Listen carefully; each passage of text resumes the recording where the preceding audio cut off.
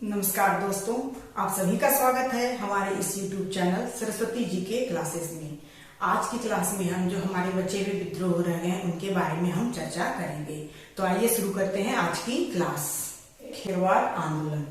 खेरवार आंदोलन जो है वो 1874 ईस्वी में शुरू हुआ था। 1874 में इसके जो नेतृत्वकर्ता थे वे थे भागीरथ मांझी, और इसी वजह से इस खेरवार आंदोलन को भागीरथ मांझी का आंदोलन भी कहा जाता है।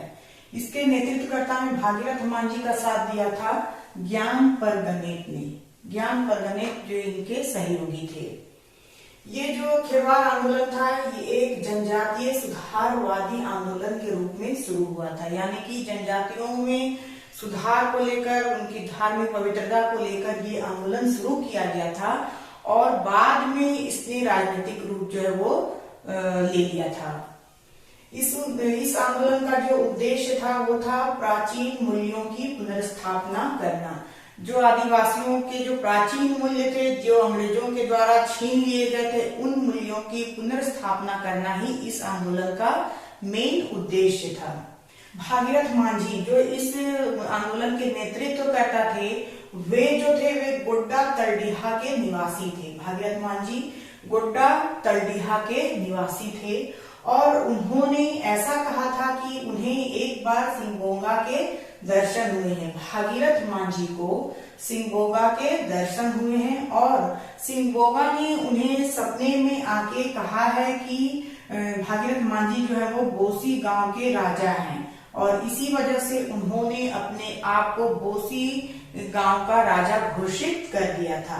फिर जब उन्होंने अपने आप को राजा घोषित कर दिया तो उन्होंने वहां की जनता को, अंग्रेजों को कर नहीं देने की घोषणा की, यानी कि ये राजा हो गए और अब अंग्रेजों को कर नहीं देना है, इसकी घोषणा की गई भागीरथ मांझी के द्वारा। फिर भागीरथ मांझी जो है वो चूंकि राजा, अपने आप को बोसी गांव का राजा उन्होंने घोषित कर दिया था, इसलिए उन्होंने ही यहाँ का कर तय किया। बोसी गांव का कर जो है उन्होंने तय किया और उसे वसूला भी। साथ ही क्या किया, उसका रसीद भी दिया। जो कर उन्होंने वसूलना शुरू किया उसका रसीद भी वो लोगों को देने लगे, और इस तरह से क्या हुआ कि जो उनके अनुयायी थे उनकी संख्या दिन ब दिन बढ़ने लगी। अनुयायियों की संख्या जो है उसमें वृद्धि होने लगी। अंग्रेजी सरकार इस चीज से बेखबर ना थी, और अंततः अंग्रेजों ने भागीरथ मांझी और ज्ञान परगनेत को गिरफ्तार कर लिया। जब वे अपने आपको राजा घोषित करके यहाँ का सारा काम खुद देखने लगे, कर वसूलने लगे, रसीद देने लगे, इन सब बातों को जानने के बाद जो अंग्रेजी सरकार है उन्होंने भागीरथ मांझी और ज्ञान परगनेत को जो है वो गिरफ्तार कर लिया था।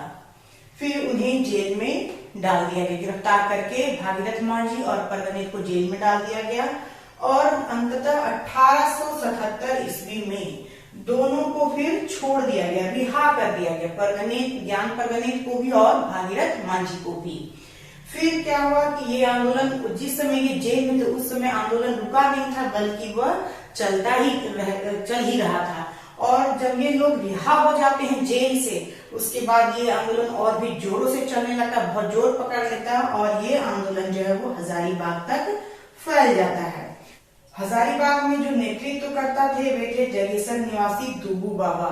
हजारीबाग में खेरवार आंदोलन के जो नेतृत्व करता थे वे थे जगेसर निवासी दुबू बाबा के द्वारा वहां नेतृत्व किया गया खेरवार आंदोलन का। ये जो दुबू बाबा थे उन्होंने अंधविश्वास से भरी हुई बहुत सारी भविष्यवाणियां की और वहां के लोगों को ठगा। जब ये उनके द्वारा जो अंधविश्वास से भरी भविष्यवाणियां की गई थी, और जब समय बीतने के साथ वो गलत साबित हो गया, भविष्यवाणियां उनकी गलत साबित हो गई, तो तब तक वे लोगों से बहुत सारा धन लेके वहां से वो चंपत हो गए, यानी कि वो गायब हो गए, कहीं भाग खड़े हुए। और इस तरह से वहां पे जो पहला चरण था आंदोलन का वो वहीं पे रुक गया। फिर 1881 ईस्वी में 1881 ईस्वी में जब पहली नियमित जनगणना शुरू हुई थी, ऐसे तो जनगणना 1872 से स्टार्ट हुई है, लेकिन नियमित रूप से जो जनगणना होना शुरू हुआ था वो 1881 ईस्वी में पहली नियमित जनगणना जो शुरू हुई थी, उसके विरुद्ध दुविधा गोसाई के द्वारा उसके विरुद्ध द्विधा गोसाई के द्वारा जो है पुनः खेरवार आंदोलन जो है वो शुरू कर दिया गया था। लेकिन जब उन्हें गिरफ्तार कर लिया जाता है, किसे, द्विधा गोसाई को अंग्रेजों के द्वारा गिरफ्तार कर लिया जाता है, और इस तरह से उनकी गिरफ्तारी के साथ ही ये आंदोलन जो है पूरी तरह खत्म हो जाता है, यानी कि दूसरा चरण भी उतना जोर नहीं पकड़ पाता है और ये आंदोलन वहीं पे समाप्त हो जाता है। इस तरह से खेरवार आंदोलन जो है वो यहाँ पे समाप्त हो जाता है। फिर जो है भागीरथ मान जी के इस आंदोलन के दौरान कुछ विचार थे जिसे जानना हमें जरूरी है, तो हम देख लेते हैं उनके जो कुछ विचार सूत्र थे उनको।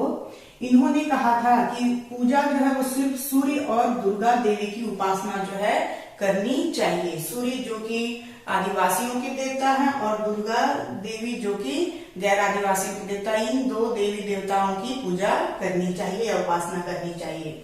फिर उन्होंने जो संथाल विद्रोह के नेता थे सिद्धू कानू, उनके जन्मस्थल को तीर्थ स्थल के रूप में मान्यता दी।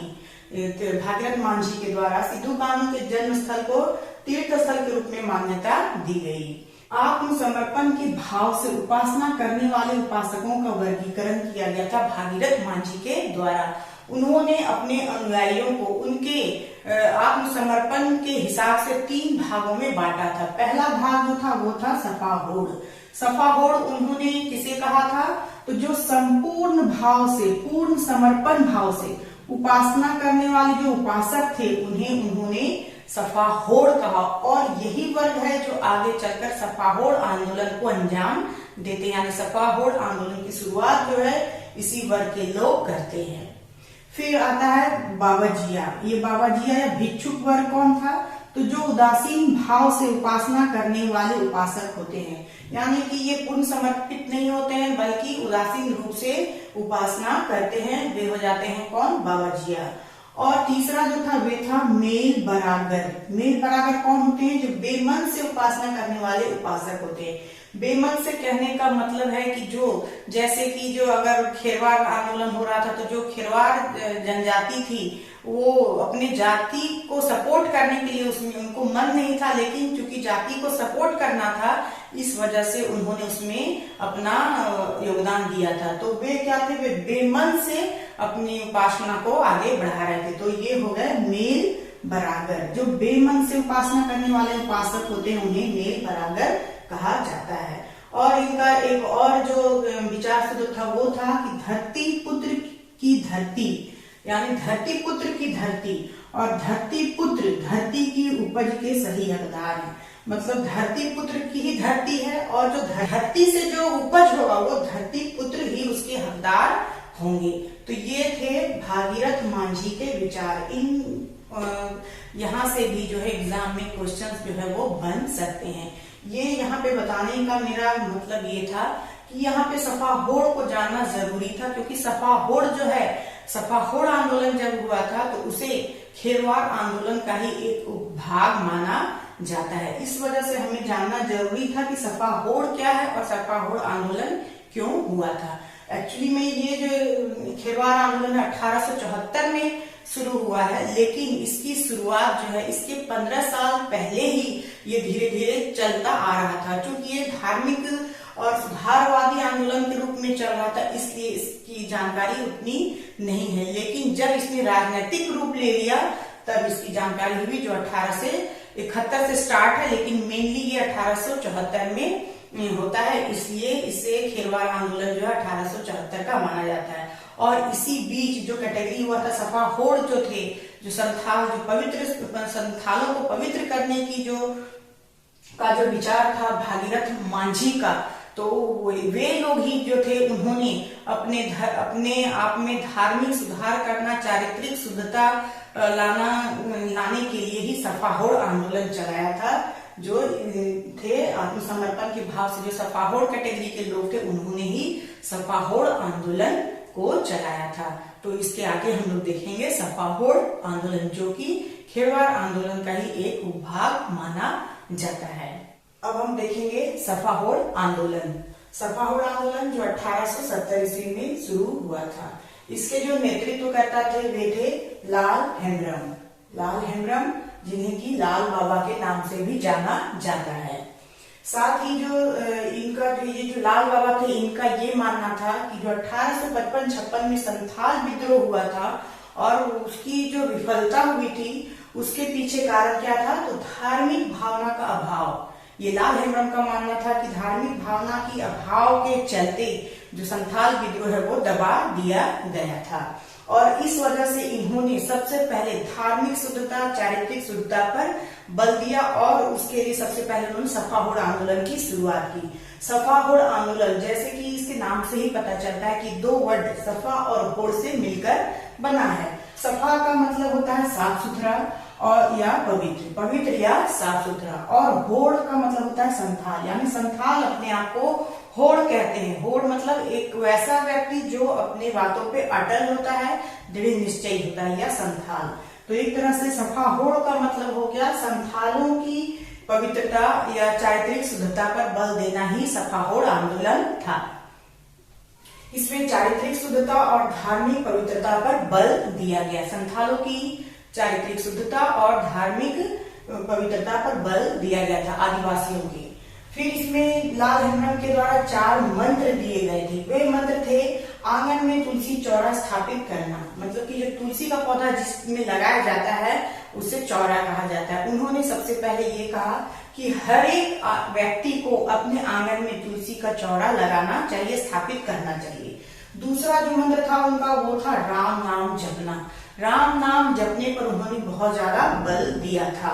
ऐसा क्वेश्चन पहले एग्जाम्स में पूछा जाता है कि वो कौन सा आंदोलन है जिसमें राम नाम का मंत्र दिया गया था, तो ये होगा सफा होड़ आंदोलन, जिसमें राम नाम के मंत्र पर बल दिया गया था। राम नाम का मंत्र दिया गया था सफा होड़ आंदोलन में। फिर है जनेऊ पहनना, हर एक व्यक्ति को जनेऊ धारण करना चाहिए, ऐसी मान्यता थी लाल हेम्ब्रम की। लाल बाबा जो थे उनकी ये मान्यता थी कि हर एक व्यक्ति को जनेऊ धारण करना चाहिए।